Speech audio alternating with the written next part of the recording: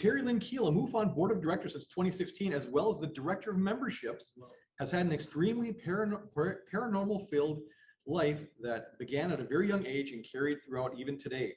Teri, a radio and TV personality with KEHLMEDIA and Enigmatic Anomalies, is also an author, speaker, paranormal and UFO certified field investigator, and is the creator of the United MUFON, a live streaming and web broadcast highlighting the different members and personalities involved with the MUFON and the UFO UAP world. Teri is also a consultant for the MUFON University team and is dedicated to helping bring MUFON into the 20th century by updating and enhancing the CMS intake forms, as well as the Field Investigator Training through MUFON University.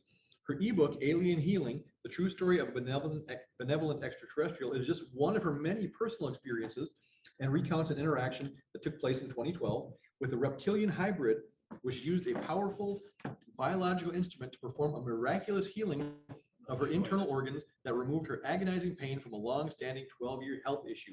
So, of course, if you heard, she's not speaking on that today. She is speaking on one of her other experiences. So Teri resides in Paris, Tennessee, with her husband, Kevin, and can be contacted at dom@mufon.com. She hosts a blog at terilyn.com, and her ebook can be purchased from amazon.com. So, Teri, we certainly want to thank you for being here. I'm really looking forward to your presentation. So, I do want to just share about this experience, which is one of the other reptilian experiences that I've had. And oddly enough, I have had 3 different reptilian experiences. And a lot of you may have heard that reptilians are these big bad guys. And I'm sure for some they are. They hadn't been for me yet. I haven't had any issues. I'll be sharing one about the healing at the MUFON Symposium this year, and I hope that you all can make it. As a matter of fact, somebody had mentioned that they would pay me today to come on, but I would like to donate that payment to the Minnesota State Director so that you can take whatever that payment would be and put it towards going to the symposium, please.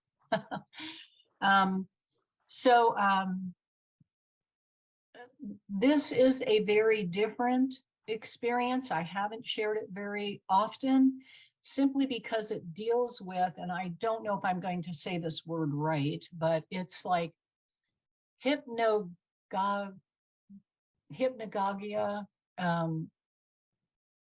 I don't know if I'm saying that right, but anyway, it's a state that happens between sleeping and waking. And it's a state where extraterrestrials, reptilians, and other forms of species of off-world beings can interact with us. And this is how we're taken often. And many people will have a remembrance of that, others won't. It just depends. I'm sure anybody here that's with the ERT has probably shared with you. No one knows exactly at what point they take us, but they do. And it has been recorded by many, many people in all walks of life all over the world that their experiences have happened while they were in bed. And 2 of mine have, 2 of my 3 experiences. And so let me just get into the story and share what happened to me. It was in 2015 in the month of March, and I was sound asleep, or so I thought, and I was having a pretty strange experience while I was sleeping. And I wasn't dreaming, and I knew I wasn't dreaming. This was so much more than a dream, and it was absolutely frightening. And I was able to come out of the experience at about 3:54 a.m. And I sat straight up in bed, and I made note of that because where we have our TV, there was a little blue light with the time. So when I looked at that, I immediately knew, oh, wow. And it just made an impression on me. And I later wrote that down. I didn't want to forget it. But I was tempted, once I was fully awake, to wake up my husband, who was sleeping in the bed with me, but he was going to be getting up at 6 o'clock to go to work, and it was, 3:54, and I'm like, oh my gosh, I don't know that I should wake him up. I don't know that I could wake him up, because what had happened to me was so frustrating and so overwhelming. I just sat there like, how do I explain this? And how do I communicate this? And I knew very emphatically when it had happened to me that I wanted to share it, but I was trying to wrap my own mind around what I had just experienced. And as you'll see, I mean, it was a very full experience and it was very hard to deal with. So I didn't wake my husband up. And I just kept thinking, until I can grasp this with my own mind, I can't share this at all. But most people would think that it was a dream. Okay. But what I want to try to communicate with you is that place between dreaming and being awake, which is really a conundrum because, like I said, I don't know if I can, let me see if I have that noted in any of my notes, just exactly how to say that word. It's called hypnagogia. Am I saying it right? Does anybody on the ERT know how to say that? Okay, well, okay, I just thought I The audience saying Hypnagogia. hypnagogia is what I'm being told. hypnagogia. Okay, if that's how you say it. I don't want to say it wrong, but because I'm not a learned person in all of that, I just knew, I looked it up, like, how could this ever be, you know, back in that day.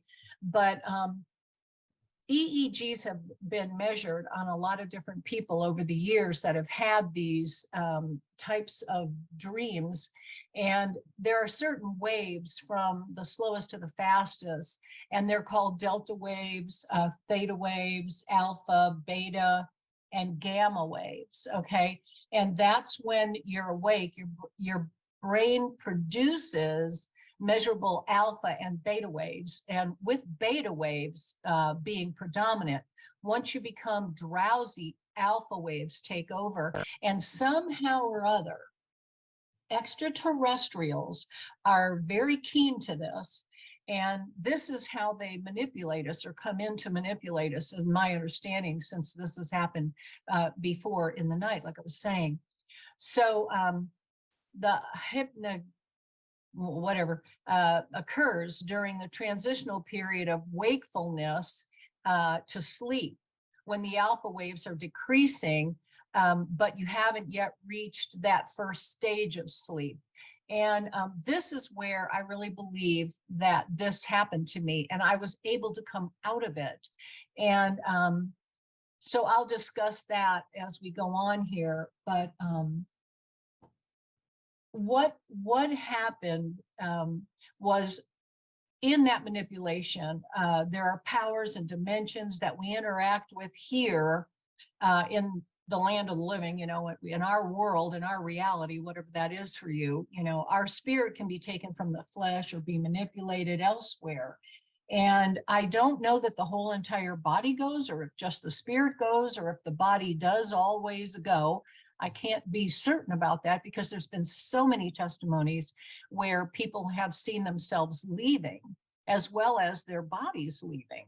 So, and this one was so bizarre for me. It felt like my body had left. And it was really frightening. But anyway, once I woke up, my memories were always previously blocked from me somehow. So I reached out to Kathleen Martin, who has done regression therapies on me a few different times with really strange happenings. And I wanted to try to unlock everything and remember it as it was, and walk through that moment again, which is, you know, why I reach out for regression therapy. And let me just say this about regression therapy to anybody that is considering getting it: make sure you go to somebody that you really can trust, because false information can be implanted. So you want to make sure that you're always with someone who is not going to lead you astray in any of that.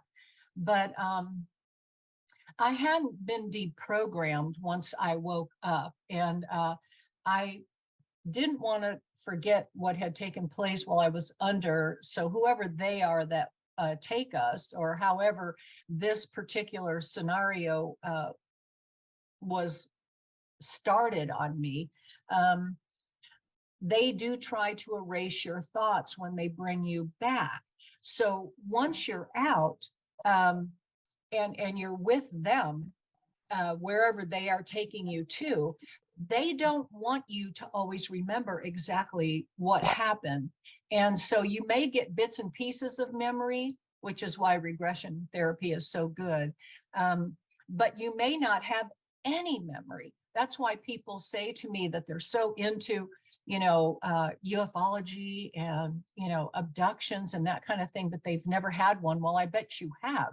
And you're just not able to remember or recount what has actually happened to you. And I didn't want to forget anything that had happened, like I said. And basically my problem was, how can I communicate this dream and share what this experience was all about, and try to convince my husband of what had happened. So while I was under, I heard a woman saying to me, she's waking up. And it was very clear. And she actually sounded like she was panicked at that moment, once that they saw that I was coming out of however they had brought me down. And I don't pretend to know. I don't know what they used. But I heard her say in this very concerned voice, she's coming out of it. And there were other women standing around her. They had white type gowns on. And they were administering some type of an anesthesia to me, but I don't know how it was coming to me. It seemed to be something that was coming over my mouth, but I don't clearly remember that. And what I saw, and I know this is a little bit shocking, and it's also revealing, but I did see on the white coats of 3 of the people that were standing there with me, of these women, an emblem which said IBM. And IBM is something that was very known to me. I had an aunt who was in management with IBM. And I used to work for Honeywell Aerospace back in the 70s when I was younger as a secretary. And so, of course, my mom was in management with Honeywell, and me and my sister were secretaries. And then my aunt was with IBM. So when I saw that IBM emblem, imagine my shock. I was like, wow, what the heck? Who are they? Where am I? It was all like trying to come back on me, but I didn't know where I was at that point. And then what happened was, previous to that, I was approached in this vision type dream by an older thin man who was wearing blue jeans and a white t-shirt. And he had a straw hat on. And I just thought he was in very good shape, almost like a military kind of a guy, and I found myself and him walking into this cave. And I'll try to share this presentation here. First of all, I have up on the screen there. Can you see it? We can see you. Oh, just me. Okay, so let's see. Down at the bottom of your screen. Okay, Green share button down at the bottom of your screen. can you see that now? I can see the share button, yeah. Just the share button, or? We're still seeing you. So if you look toward the bottom of your screen, move your mouse toward the bottom, there should a little row. Yeah, it's not popping up, and I wonder why. Okay, so let me get out of that. Okay, so maybe I won't be able to do that. Did you And now, has she been made presenter yet? Yeah, I Oh. thought you did. Double Oh. check it. okay. Let's see, how do I get back to you? Maybe I just click that. I don't know. Maybe just click. There we go. Okay. Well, I guess I can't bring it up. But anyway, so I was approached by this man, and we were entering this catacomb. And what I had was a picture of how big this catacomb was. And in my mind's eye, I did find something that was similar.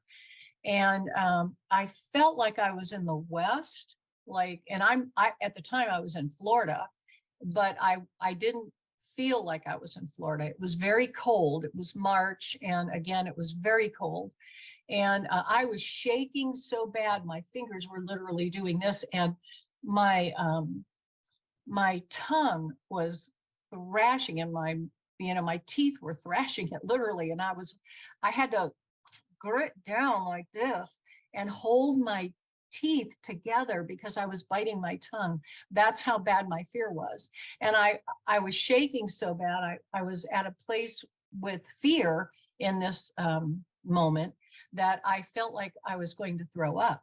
I was just shaking so much. And that's how fear had gripped me. And so I realized I was in this catacomb. I wanted to know why I was there. It didn't make any sense to me. And I was walking forward, which I thought was really strange because everything in me wanted to turn and run and start screaming and get away. But there was almost like I was being manipulated or somewhat controlled. And I didn't know why I was feeling that way.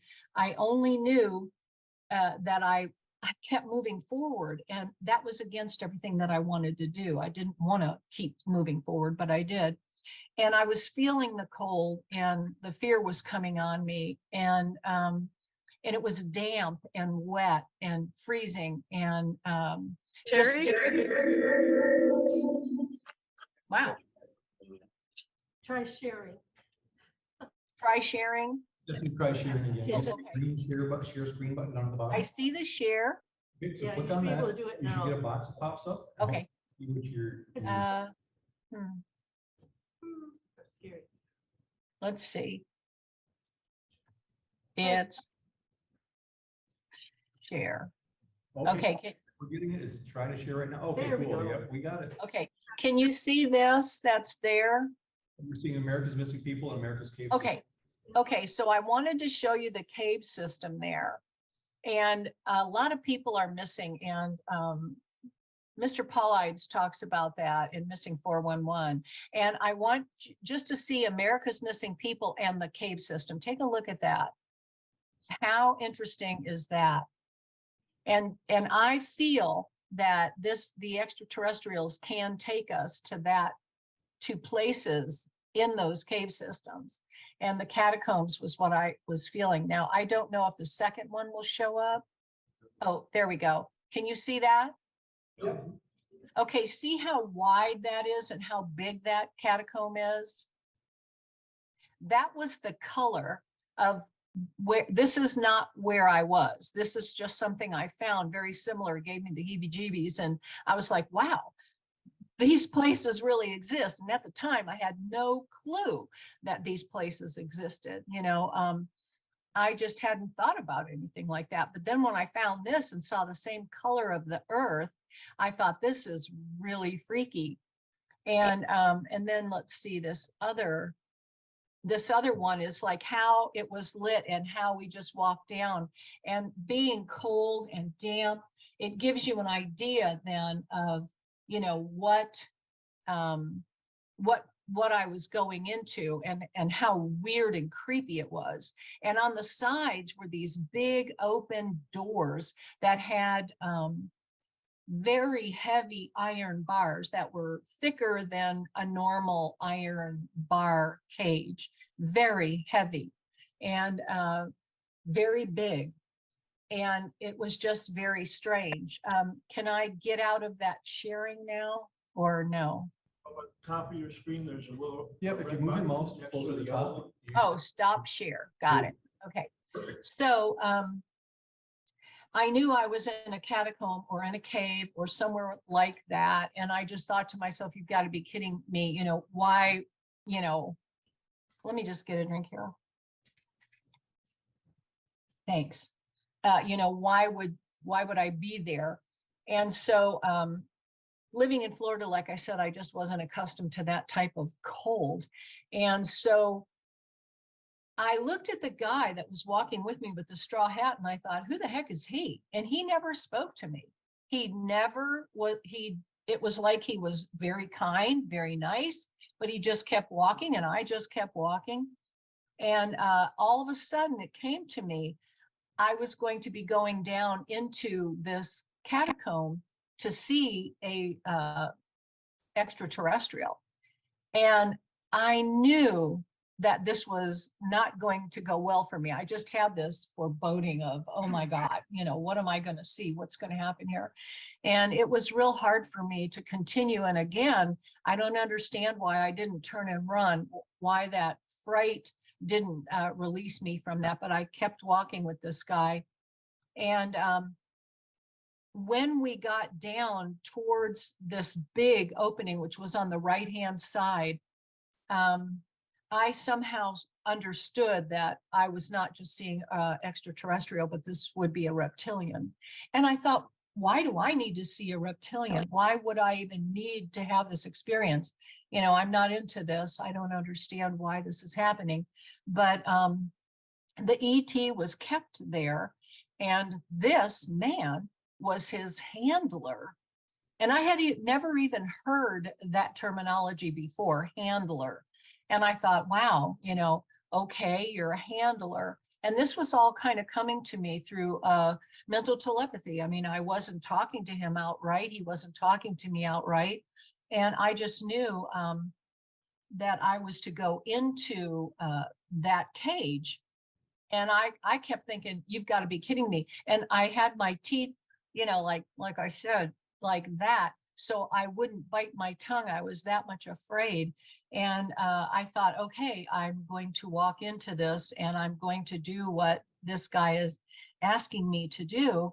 But it's just so crazy. I just don't see why I'm here. Why me? That's all that kept coming up through my fear. You know, how strange was all this? So right as I was standing there, it came to me, run. And this is how I knew that I couldn't run. And everything in me wanted to. And the fear was off the charts, okay? But I walked into that cave opening once he opened that big, heavy gate. And he held that gate all the way till he opened it. And it appeared quite heavy, even just for him to move back. And then I was just standing there. So I walked in, which I couldn't believe. And I was compelled to go in about 5 to 6 steps in, and then I was afraid to move. I literally froze.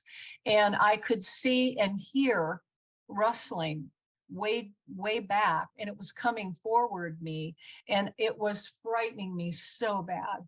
And I thought, oh my God, you know, I'm afraid to look. And I looked over a little bit and I saw this huge shape, and he truly was like, you know, 10 feet tall and absolutely a reptilian type of face, what others have even reported. And at that time, I had never seen anything like that. You know, I mean, myself, I'd seen pictures, other people had said they had seen, and I kind of always thought, oh, I doubt it. I doubt they saw that, you know, but, you know, because I didn't know, when you don't know something, you don't know it, you know, so you have nothing to compare that to. And I didn't know it. So I stood there and I knew I was under some type of control. And I just waited, and he came closer to me, and I could see him as I looked out of my peripheral vision. I was afraid to turn my face fully like this, so I just kept looking this way, and I could see over here what was coming into view a little more. And he didn't have to take many steps, which was really weird. I had to take the steps. He didn't. He was much bigger than me. And so there were only a couple steps in. And this cage was very large, very dimly lit. Like in the picture, you could see that there were lights along the side as we went in, but it was really very dim. It wasn't light. And it was very cold again and dark. And I did look away, and then as he began to approach me, I saw this face that was absolutely frightening, and I didn't want to speak. I just wanted to stand there and be very humble, very quiet, very little. I wanted to be as little as I could be. I was still shaking. And he began to speak to me. And it was through a mental telepathy. I didn't even have to look at him. He didn't have to look at me, but I knew he acknowledged my great fear, and somehow or other started to cause me to be at ease. And I thought, wow, I wasn't shaking as badly, but I was still afraid. And I felt his overpowering sense of power. You wouldn't look a grizzly bear in the face, you just wouldn't. And I was looking to look away from him, and I could still see the guy with the straw hat standing out there right next to the gate. And so I felt like that was kind of giving me a little bit of feeling better, but really not that much. And he was definitely lizard-like, this reptilian, and tall, large, strong. In my mind's eye, I was seeing, so much more of him, and I couldn't even fathom how I was doing that. But from what little I saw, I could feel that, first of all, that he was reading my thoughts. I was thinking how odd it was for me to be there, and he kept making me feel like everything was going to be okay. And I thought for a little bit, the odor in here, oh my God, the odor. And then I thought, oh my God, I don't want him thinking I think he's stinking. Stupid thoughts like that, came to my mind, but through fear, not through a laughing thing. Like normally that would be funny, but through fear, I was like, oh my God, I don't want to offend. I just want to be as little as I can and as still as I can. And he had come up pretty close now. I would say he was probably maybe 4 feet from me, something like that, maybe 5. But I could see him very clearly in my peripheral vision. And I looked right at him, and then I looked away. And my mind was making all these observations of what I had seen. And he did speak to me. And what I remember him saying was, I am giving you this information. When you need it, you will have it. And I thought, okay. And I wasn't about to look at him. I wasn't about to speak audibly. He was speaking to me all through mental telepathy. It was just so normal for that. And all of a sudden it was normal, us thinking thoughts back and forth. And again, he kept reassuring me I was okay, not saying it, but there was a feeling coming to me. He knew I was brought there. He knew I didn't know I was coming. I didn't know any of that, but he knew, and he knew there was this reason for him to give me some form of a data dump, and I would have it. And so and again, I do want to just say this. When he spoke, it was in a male voice, in a deep male human English voice. And I thought that was very interesting, because there's no way that reptilians could use their mouths, to speak the way we speak. So obviously what he was giving me was total mind control. And when I went back and revisited that, moment, I knew that mind control was at play. And it's been reported by so many different people that they go through this type of mind control, and they get, when people speak to them, they hear the male voice in their language. It doesn't matter if they're German or Chinese or, it doesn't matter. They hear it in their dialect. And I've never heard of it being a female voice, which I thought was really interesting. This was very much a very powerful male voice indeed. And I just thought, okay, you know, I'm out of here. I got to get out of here. I can't be here any longer. This is too much now. You know, I need to get away. And the man that was standing outside of the cage, he was just watching me, and I was waiting for him to say, come on out or something, and he didn't. And I just stood there. It was silent for a little bit, and very nerve-wracking. And I'm not sure how long really this whole thing lasted, but I would say I had a conversation with him, just thinking thoughts back and forth for maybe 15 minutes, you know, maybe the very most a half hour. But my fear level went from a 10 down to about a 4. And that was significant for me, that I was actually finding myself okay with being there. And I was really relieved when I felt like I could walk out of that cage very slowly. All of a sudden, this moment came to an end after he spoke to me and told me that he had given me information, and I would then recall it when I needed it. And the man in the hat had then gone to the gate and just opened it a little more. I walked out, and the two of us started walking back in that same slow, very consistent walking back. And it was then, I was now in this large room. That's the next thing I remember. How I got there, I don't know. How I got out of that catacomb, I have no clue. Obviously, something happened there.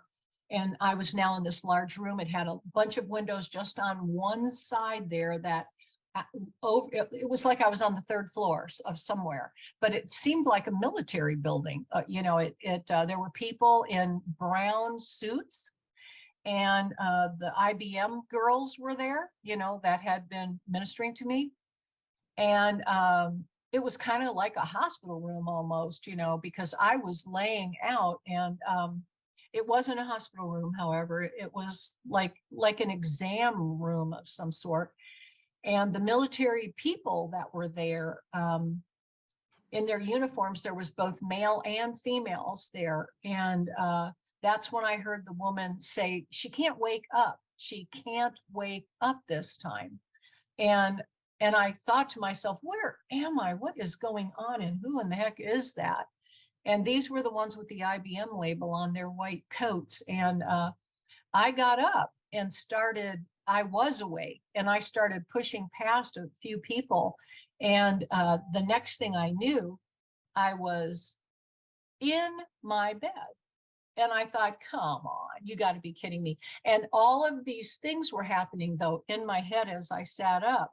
I was starting to forget. And I thought, oh my God, I got to write this down. I have to remember this. I have to remember so I can share how you can be in this state. And then they want you to believe that it didn't happen, but it did happen. And I thought, how do you communicate that to somebody? How do you tell that? And so that's why I didn't want to wake up my husband, because I thought, how do I say what I need to say? I don't want to sound like a blubbering idiot. So I just thought, I'll just wait until it makes more sense to me. And so as I just sat there and I thought about it and prayed about it, how does this happen? It was when I found that these different delta waves and the beta waves and all this that you go through in these processes, this is where they can take you so very easily. And then with whatever it is they have, that they can then use to cause you to be at their beck and call. It's like they manipulate you somehow. I thought, okay, just write it down. And I did. I wrote as much down as I could remember. Like I said, I did go and I did get a little bit of regression therapy on it. And what little I remembered was that it was all military. It was IBM in their white coats. And the extraterrestrials that are in these catacombs are there being held. And I truly believe it's against their will. I don't believe that they're there of their own free cognizance that you know, this is where they want to be. But somehow or other, we're able to have them there, and mind control. I mean, how do they do this with us? How is this all possible?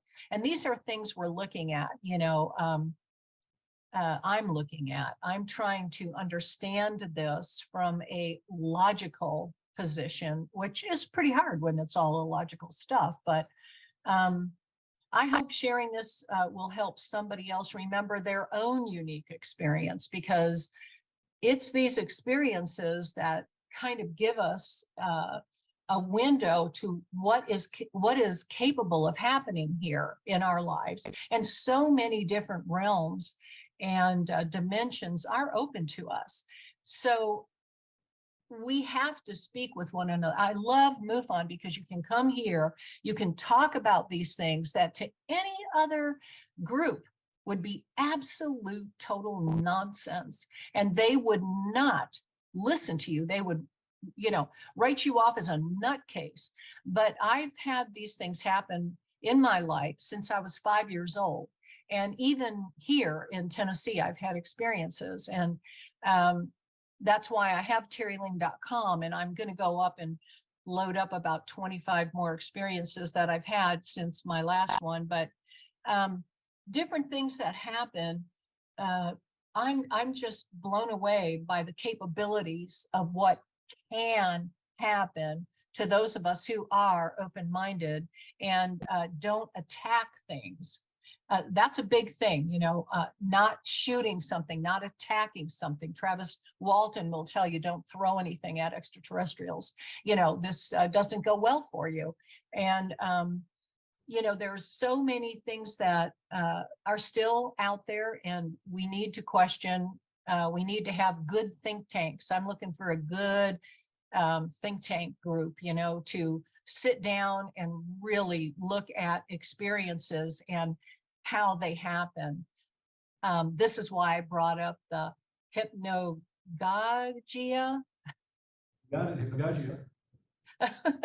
Okay, because I believe that this is something that allows us to understand what's happening. So, you know, not everything that happens to us is known, and it's pretty strange. And truth is always, always stranger than fiction. You know, what happens to us makes up our lives, you know, and this has been my whole life. So if anybody has any questions, I'll answer them as best I can. But that is what happened. And thank you for having me and listening. Yeah, we're very glad to have you.